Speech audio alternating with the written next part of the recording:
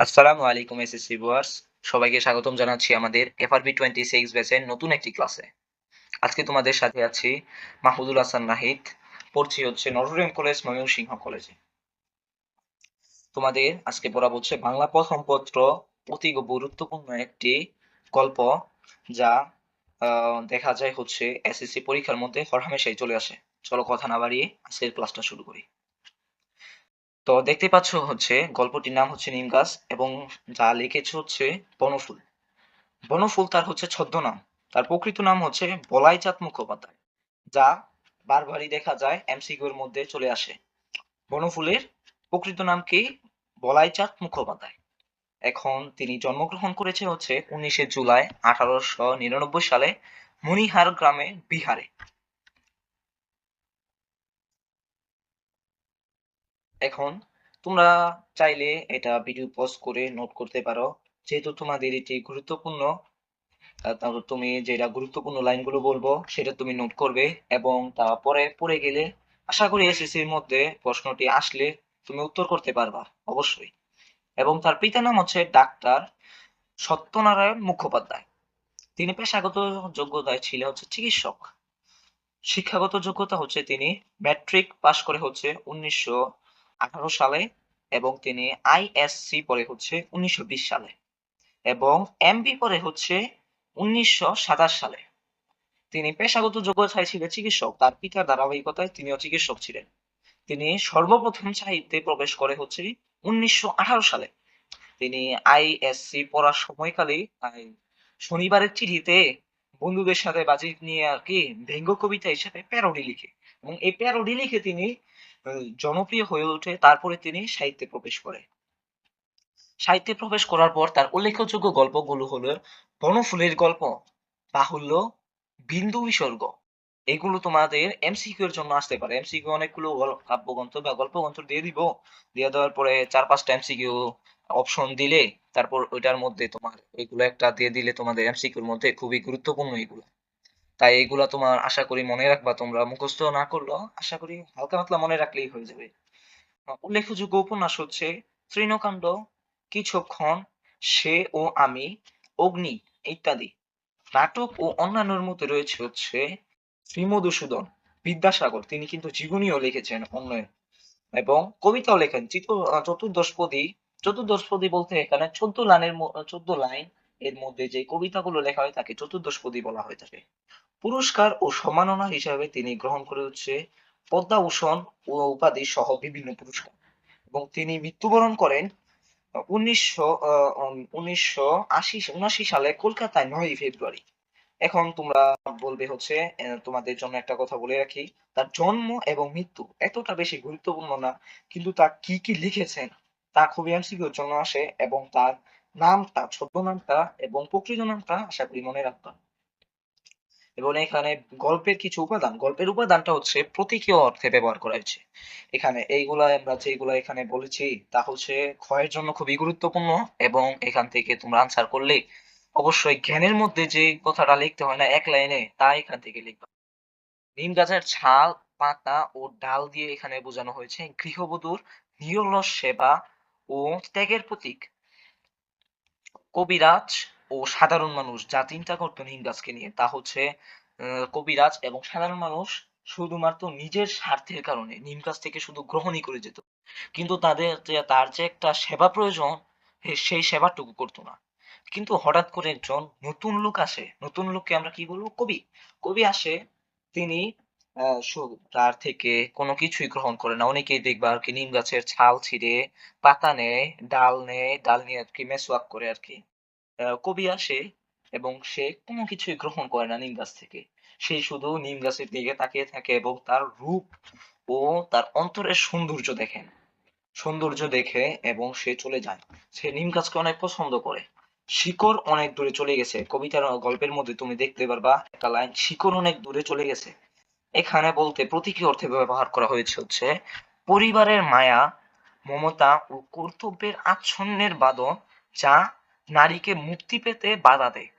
এই এই লাইনটা যদি তোমার ধরো অনুধাবনের মধ্যে আসে একটা প্রশ্ন, কবি মানে নিম গাছটা কেন কবির সাথে চলে যেতে পারলো না, সেখানে যদি তুমি এই লাইনটা বর্ণনা করে দিও, তাহলে আশা করি জ্ঞান লাইনে যদি এটা বলে দাও তাহলে তোমার একে দুইয়ের মতো যদি এই লাইনটা বলো তাহলে এক পাবাই তুমি নিশ্চিত থাও। এবং তোমাদের দেখা যাচ্ছে যে এখানে গল্পের শেষ লাইন, গল্পের পুরো লাইনগুলোর মধ্যে সবগুলোর মধ্যে নিম গাছের রূপ বর্ণনা করলেও শেষ লাইনের মধ্যে আমরা বলি এখানে ম্যাজিক লাইন, এখানে বলতে গল্পের পুরো তার কি মোড়, গল্পের পুরো মোড়টা ঘুরিয়ে দেয় এই শেষ লাইন, প্রতীকী অর্থে ব্যবহার করা হয়, গৃহবধূকে এখানে টেনে নেওয়া হয়। চলো আর কথা না বলে গল্পটা শুরু করি। গল্পটা হচ্ছে কেউ ছালটা ছাড়িয়ে নিয়ে সিদ্ধ করে, কেউ পাতা ছিলে পিষে, কেউ কেউ বা ভাজে গরম তেলে। এখানে গল্পে এই নিম গাছ থেকে যে আমি যে তোমাদের প্রথমেই বলছি নিম গাছকে অনেকে স্বার্থের জন্য ব্যবহার করছে। নিম গাছকে যে সেবা করব সেটা কেউ করে না। নিম গাছকে এই যে দেখো তোমরা দেখতেই পাচ্ছ গল্পের মধ্যে প্রথমেই এগুলো হচ্ছে নিম গাছ থেকে কেউ ছাল ছিঁড়ে নিচ্ছে, কেউ পাতা ছিঁড়ে নিচ্ছে, কেউ বা পিষছে, কেউ আবার বেগুন ভাজার সাথে নিম পাতা ভেজে খাচ্ছে। এখানে দেখছো কয়েকটা রোগের নাম হচ্ছে খোস, দাঁত, হাজা, চুলকানিতে লাগাবে অনেকে, চর্মরোগের অবার্ধ মুখাংশ। এখানে বলতে বোঝানো হচ্ছে চর্মরোগের জন্য এই নিম গাছের পাতা যদি কেউ বেটে চর্মরোগের মধ্যে লাগায় তাহলে চর্মরোগ ভালো হয় চিকিৎসকের মতে। কচি পাতা খায় অনেকে, এমনকি কাঁচাই কিংবা ভেজে বেগুনের সাথে, এই যে একটু আগে বলছি কেউ পাতা যে বেগুনের সাথে খাওয়ার জন্য ভেজে গরম তেলে ভেজে বেগুনের সাথে অনেকেই খায়। গ্রামের মধ্যে এখনো প্রচলন রয়েছে এগুলো। কি যকৃতের পক্ষে ভারী উপকার, নিম গাছের পাতা খেলে অবশ্যই যকৃতের জন্য খুবই ভালো উপকার। যকৃতের মধ্যে রক্তচাপ আর কি রক্তচাপ বাড়ায়। কচি ডাল ভাঙে এবং চিবোয় কত লোকের দাঁত ভালো থাকে।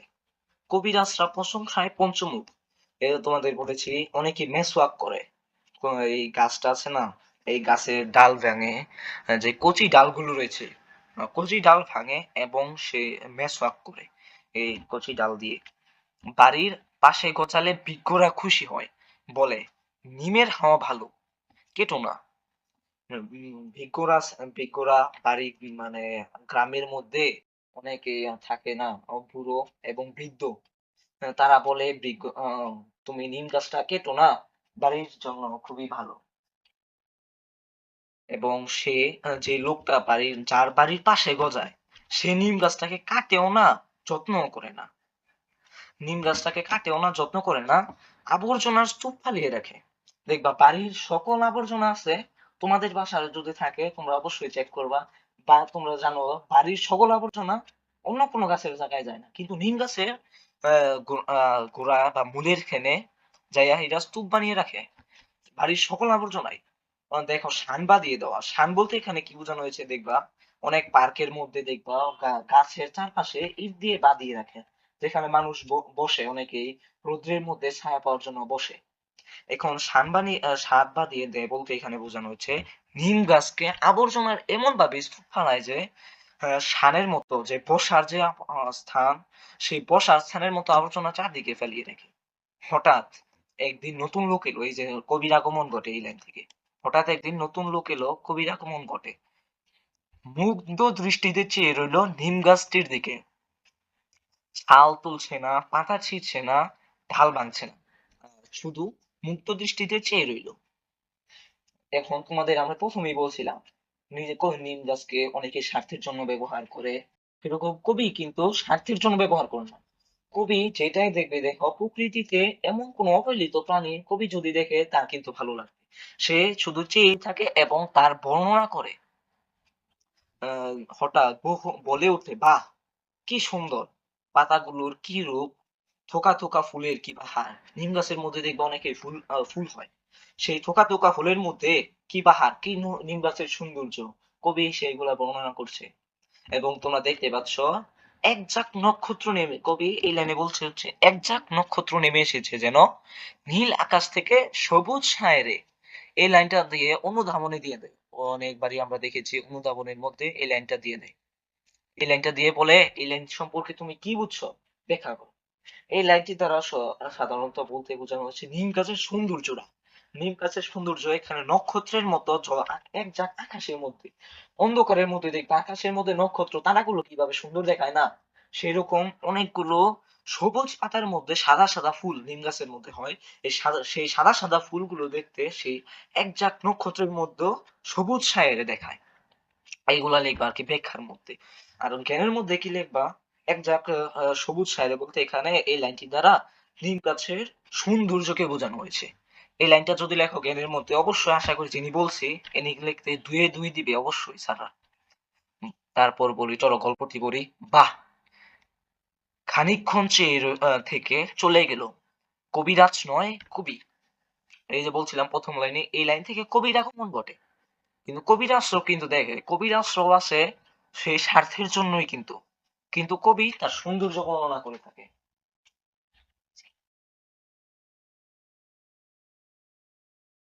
এখন ধরো নিম গাছ একজন মানুষের যদি অবহেলা করে, সেই মানুষটা কিন্তু একজন মানুষকে অবহেলা করলে তার মনে শুধু কষ্টই জাগে।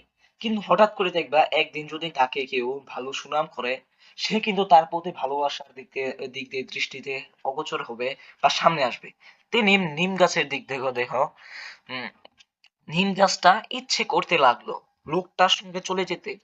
এই যে অনেকেই তাকে স্বার্থের জন্য ব্যবহার করে, কিন্তু সেই কবি এসা তাকে কেউ কোনো স্বার্থ নিল না, তার রূপ বর্ণনা করলো। তাই সে নিম গাছের চিন্তা করলো, আহ ইচ্ছে করলো আর কি লোকটার সঙ্গে চলে যেতে, কিন্তু পারলো না। মাটির ভিতরে অনেক শিকড় চলে গেছে, মাটির ভেতরে অনেক দূরে চলে গেছে শিকড়, এই লাইনটা তারা অনুধাবনের মধ্যে অবশ্যই চলে আসে। বারবারই দেখবা অনুধাবনের মধ্যে এটা চলে আসছে। মাটির ভিতরে শিকড় চলে গেছে ও বহু দূরে চলে গেছে, এই লাইনটা দ্বারা কি বোঝানো হয়েছে? এই লাইনটা দ্বারা বোঝানো হয়েছে যে পরিবারের মধ্যে নারীর যে একটা অবদান, এই যেহেতু এটি প্রতীকী গল্পে নারীর জন্য ব্যবহার করা হয়েছে।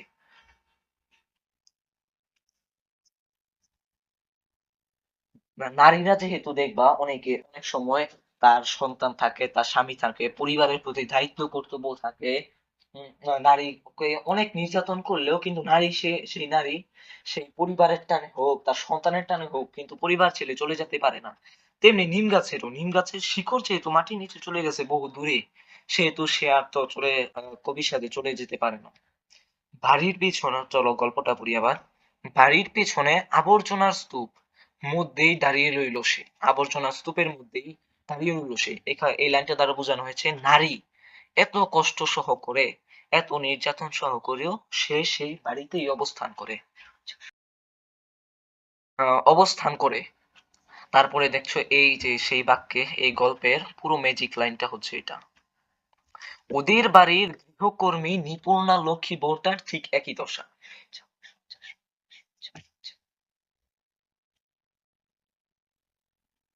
একই দশা। এই লাইনটা দ্বারা তোমাদের ম্যাজিক লাইন বলতে বোঝানো হয়েছে। প্রথমে দেখবে তোমরা সবগুলো লাইনের মধ্যে নিম গাছটি শুধু বর্ণনা করা হয়েছে, লাস্টে এসে কবি এই নারীর যে কষ্ট, নারীর যে ত্যাগ, সেটিকে বোঝানো হয়েছে একটি গৃহকর্মী। এখনো দেখবা গ্রামের মধ্যে যে যেখানে তোমার আলো বা শিক্ষার আলো যেখানে পৌঁছায় নাই, কিন্তু সেইখানের মধ্যে দেখবা নারীকে অনেকভাবে নির্যাতন করে। তাকে শুধু নির্যাতনই করে যায়, তাকে কেউ মূল্যই দেয় না পরিবারের মধ্যে। সারাক্ষণ নারী খাটাখাটনি করে পরিবারের জন্য, এত কষ্ট সহ করে, এত কষ্ট সহ্য করে, তাকে কেউ পরিবার মূল্যই দেয় না। এখন এই গল্পটা শেষ করলাম আমরা খুবই সুন্দরভাবে। এখন চলো আমরা এই গল্পের কিছু মূল বার্তা এবং ক্ষয়ের জন্য অনুধাবনের জন্য কিছু গুরুত্বপূর্ণ লাইনগুলো আমরা বলে দিই, এবং সেই লাইনের ব্যাখ্যাগুলো আবারই তোমাদের বলে দিচ্ছি যাতে তোমরা মনে রাখতে পারো এবং পরীক্ষায় আসলে উত্তর করতে পারো। মূল ভাব হচ্ছে এই গল্পের পুরো মূল ভাবটা নিম গাছ, মূল ভাবটা হচ্ছে বন্দি নারীর চিত্রায়ন ও নারীর করুণ সেবার কথা বলা হয়েছে।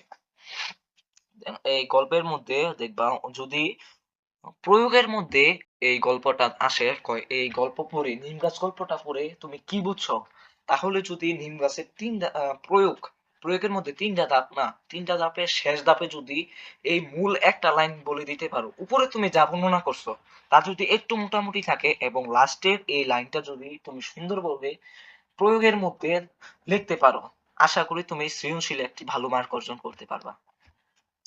দেখো, উপযোগিতা এবং অবহেলিতা। নিম গাছের অবশ্যই একটা গুণ রয়েছে এবং তাকে মানুষ কেন অবহেলা করে সেটা এখানে বলা হয়েছে। সমাজ ও পরিবারে যারা সবচেয়ে বেশি দামি এবং যারা সবচেয়ে বেশি সেবা করে তাদেরকেই দেখবা সবচেয়ে বেশি অবহেলা করে। এবং দেখবা গ্রামের মধ্যে এবং শহরের মধ্যেও যারা সবচেয়ে বেশি জন্য দামি, এই দেশের জন্য সবচেয়ে বেশি দামি, তাদেরকে কিন্তু মানুষ অবহেলা করে। কিভাবে আমি তোমাদের বলতে পারছি, এই যে দেখো কিছুদিন পূর্বেই তোমরা দেখবা জুলাই আন্দোলন হয়েছিল। জুলাই আন্দোলনের মধ্যে হাদি হাদি নামে একজন ব্যক্তি ছিল। সে কিন্তু চেয়েছিল দেশটাকে এগিয়ে নিয়ে যেতে এবং দেশটাকে তোমার সৌন্দর্য এবং উন্নত দেশ নামে তৈরি করতে, কিন্তু তাকে মানুষ সহ্য করতে না পেরে তাকে মেরে ফেলে। সেরকমই নিম গাছ কিন্তু মানুষের এরকম সেবা করে যাচ্ছে, কিন্তু তাকে মানুষ মূল্যায়নই করছে না, অযত্নে রাখছে সব সময়। তারপর শিকড় টানে, যে তোমাকে বলছিলাম মাটির নিচে শিকড় চলে যাচ্ছে বহু দূরে, সেই লাইনটা দ্বারা বোঝানো হয়েছে হচ্ছে নিম গাছটি কবির সঙ্গে চলে যেতে চাইলেও পারে না, কারণ শিকড় মাটির গভীরে চলে যায়। মূলত এই লাইনটি দ্বারা বাঙালি গৃহবধূর পারিবারিক মায়ার বাঁধন ও শৃঙ্খলের প্রতি শত অবহেলা ও বঞ্চনা সত্ত্বেও নারী তার পরিবারকে ছেড়ে যেতে পারে না, কারণ তার কর্তব্য, তার ভালোবাসা, তার সন্তান, তার স্বামী, তার পরিবারের প্রতি দায়িত্ববোধ, সেটার কারণে। উপসংহার, এই গল্পটির উপসংহার যদি আমরা টানি তাহলে উপসংহারটি হচ্ছে লেখক এই নিম গাছের রূপকারের আড়ালে সমাজের সেই লক্ষ্মী বউয়ের কথা বলেছেন, যারা নিঃস্বার্থভাবে সেবা দিয়ে যাচ্ছে পরিবারের। নিজের ইচ্ছা বা স্বাধীনতার স্থান থেকে জীবনে তাদের কোনো নিজের ইচ্ছা, দেখবা একটা নারী যখন পরিবারের মধ্যে দায়িত্ব পালন করে তার কিন্তু শত ইচ্ছা জাগলেও তা পূরণ করতে পারে না, কারণ তার সন্তান আছে, তার সন্তানের ইচ্ছা আছে, তার স্বামী আছে, স্বামীর ইচ্ছা পূরণ করতে হয়। তার ইচ্ছা থাকলেও তার ইচ্ছাকে মনের অন্তরালে গেঁথে রাখে। চলো, এই গল্পটা আমরা যেহেতু পড়ছি সেহেতু এখান থেকে গল্প থেকে এমসিকিউ আসতে পারে, অনুধাবন আসতে পারে। আমরা এই গল্প থেকে কিছু হালকা পাতলা কয়েকটা এমসিকিউ প্র্যাকটিস করি, যা তোমাদের পরীক্ষার জন্য হেল্পফুল হবে আমি মনে করি। নিম গাছ গল্পের শেষ বাক্যটি দ্বারা কি বোঝানো, কি প্রকাশ পেয়েছে? এই এমসিকিউর প্রথম অংশটি হচ্ছে প্রকৃতির প্রতি মায়া, নারী, নিম গাছের গুরুত্ব, বৃক্ষ প্রেম, সংসারের মায়া ও বাস্তবতা। তোমরা অবশ্যই দেখতে পাচ্ছ যে সংসার, নারী যেহেতু কথা বলা হয়েছে, সংসারের মায়া ও বাস্তবতার কথাই বলা হয়েছে এখানে। বাস্তবতা বলতে কি? বাস্তবতা এই যে দেখতে পাচ্ছ নিম গাছের প্রতি অবহেলা, নারীর প্রতি অবহেলা, এটা কিন্তু বাস্তবতার মধ্যে পড়ে। তাই উত্তরটা হবে হচ্ছে সংসারের প্রতি মায়া ও বাস্তবতা, এটা হবে উত্তর শেষ লাইন দ্বারা। আর নিম গাছ এর কচি পাতা চিবোলে কোন অঙ্গের বিশেষ উপকার হয়? চলো আমরা এটাকে গল্পে থেকে বের করি। নিম গাছের কোন অংশ দাঁতের জন্য, চিবোলে দাঁতের জন্য ভালো? কি কচি পাতা চিবোলে কোন অঙ্কের জন্য ভালো? এই দেখবা তোমরা, উম,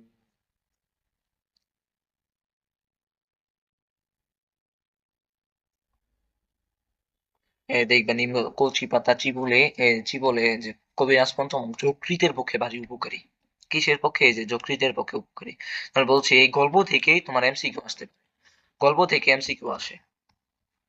এই গল্প থেকেই বার করে তোমাদের দেখাইলাম, যেহেতু গল্পের বাইরে এসএসসির মধ্যে দেখবা তোমার এই টেক্সট বুকের মধ্যে যেগুলা শর্ট সিলেবাসের অন্তর্ভুক্ত আছে সেইগুলার বইয়ের বাইরে থেকে একটা অক্ষর, সিঙ্গেল অক্ষর পর্যন্ত আসবে না। তাই তোমরা চেষ্টা করবা গল্পটা ভালোভাবে আয়ত্ত করার জন্য। আমরা চেষ্টা করছি যেহেতু তোমাদের এই পুরো শর্ট সিলেবাসটা আয়ত্ত করার জন্য এবং সামারাইজ করে দেওয়ার জন্য, যাতে তোমার শেষ সময়ে এইগুলা দেখে গেলে অবশ্যই এইগুলা হেল্পফুল হবে তোমাদের জন্য। এই কাজগুলো দেখলেই হবে অবশ্যই। নিম গাছ, এটা যেহেতু উত্তর হবে যকৃতের পথে খুবই উপকারী। নিম গাছ এর ডালগুলো চিবোলে অঙ্গটি ভালো থাকে। এই তোমাদেরকে বলেছি না, নিম গাছের অঙ্গটি দাঁত ভালো রাখার জন্য নাকি মেসওয়াক করে। নিম গাছের যে রসগুলো আছে তা দাঁতের জন্য খুবই উপকার, দাঁতকে মাড়ির সাথে আটকাতে এবং শক্ত করতে কাজ করে। তাই উত্তরটা হবে কি দাঁত। নিম গাছটি কবির সঙ্গে চলে যেতে পারলো না কেন? নিম গাছ কবির সাথে চলে যেতে পারলো না কেন? সে যেতে চায়নি, সে কিন্তু যেতে চায়, কিন্তু এরা উত্তরটা ভুল আছে। উত্তর হবে এখানে শিকড় অনেক গভীরে চলে গেছে।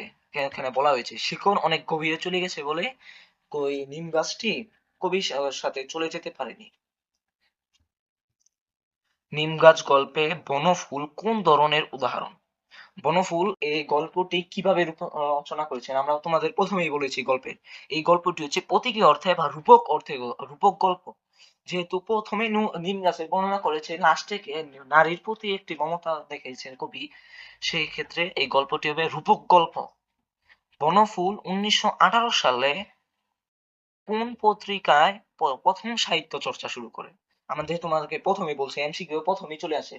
সে শনিবারের চিঠিতে প্রথম সে সাহিত্য চর্চা করে। শনিবারের চিঠিতে সাহিত্য চর্চা করে, তাই উত্তর হবে শনিবারের চিঠি। আর এটা হচ্ছে রূপক গল্প। চলো আমরা এতক্ষণ জ্ঞান মানে জ্ঞান কিছু এমসিকিউ প্রশ্ন সমাধান করছি। এখন তোমাদের প্রয়োগমূলক কিছু এমসিকিউ সমাধান। এখানে বলা হয়েছে নবগত লোকটি নিম গাছের ছাল তুলল না, পাতা ছিলল না, বরং মুগ্ধ দৃষ্টিতে তাকিয়ে রইল, কবির সাথে তুলনা করেছে। উদ্দীপকে নবগত লোকটি নিম গাছ গল্প অনুযায়ী কে? যেহেতু সে ছালও ছিল না, পাতাও ছিল না, মুগ্ধ দৃষ্টিতে তাকিয়ে রইল, তা কিন্তু কবির দিকেই লক্ষ্য করা যায়, তাই এটার উত্তর হবে অবশ্যই খ। কবি। উদ্দীপকের শেষ বাক্যটি দ্বারা গল্পের কোন চরিত্রকে বোঝানো হয়েছে? উদ্দীপকের শেষ বাক্য বা গল্পের শেষ বাক্য একই কথা। গল্পের শেষ বাক্য এখানে নারীর প্রতি যেহেতু বলা হয়েছে, সেহেতু এটা হবে বাড়ির গৃহিণী এবং কি গৃহকর্মী নিপুণ লক্ষ্মীপুরটা, এই দুটাই হবে যেহেতু নারীর প্রতি বলা হয়েছে। সেহেতু তোমরা এমসিকিউ গুলো অবশ্যই গাইড থেকে পড়ে নিবা। গাইড থেকে না পড়লেও তোমরা যদি গল্পের উপর ভালো আয়ত্ত করো তাহলে এমসিকিউ অবশ্যই আনসার করতে পারবে, এবং যা অনুধাবনের জন্য বললাম তা কিন্তু তা অনুধাবনের জন্য খুবই গুরুত্বপূর্ণ এবং তা অনুধাবনে চলে আসতে পারে। তোমরা চেষ্টা করো এমসিকিউ কিভাবে উত্তর করবা। এমসিকিউ পড়ার সময় যেগুলো বাংলার কথা বলছি না, সব সাবজেক্টই এমসিকিউ পড়বা কিভাবে, দেখবা এমসিকিউর মধ্যে 4টা উত্তর থাকে, 4টা অপশন দিয়ে দেয় লেখকরা। এখান থেকে নিশ্চয় উত্তর হবে একটা, উত্তর একটা হবে ঠিকই, এটা তুমি বার করবা, এবং উত্তর পরের 3টা হলো না কেন এটা যদি তুমি চিন্তা করতে পারো, ম্যাথস তারপরে আছে বিজ্ঞান, রসায়ন, পদার্থ, এইগুলোর মধ্যে, তাহলে তোমার পুরো চ্যাপ্টারটাই এমন ভালোভাবে উত্তর পড়া হবে যাতে তোমার এইচএসসি লাইফটা আরো ভালো করবে। তাই চেষ্টা করবে এমসিকিউটা এইভাবে পড়ার জন্য। যেহেতু তোমাদের আগে এভাবে পড়া হয় নাই, সেহেতু তোমরা আপাতত হালকা হালকা পাতলা পড়তে পারবা এরকম ভাবে, কিন্তু এমসিকিউ পড়তে যায় যে সময় নষ্ট করবা, সামনে এইচএসসি পরীক্ষা, তা কিন্তু করতে যাও না। তো আজকের ক্লাসটাই এই পর্যন্তই থাক। খুবই ভালো করে তোমাদের এই গল্পটা শেষ করার চেষ্টা করছি। তাই সকলেই মনোযোগ দিয়ে পড়বা, এবং এই গল্পটা থেকে প্রশ্ন আসার সম্ভাবনা আছে। তো সকলকে ধন্যবাদ। ধারাবাহিকভাবে আমাদের এই চ্যানেলের মধ্যে সকল গল্পই শর্ট সিলেবাসের সকল গল্পই আসবে। তোমরা এই চ্যানেলের প্রতি লক্ষ্য রাখবা যাতে সকল গল্প পড়ার আগে এসএসসি তে যাওয়ার আগে তোমরা এই গল্পগুলো দেখে এবং সামারাইজ করে ভালোভাবে আয়ত্ত করতে পারো। তো ধন্যবাদ সকলকে।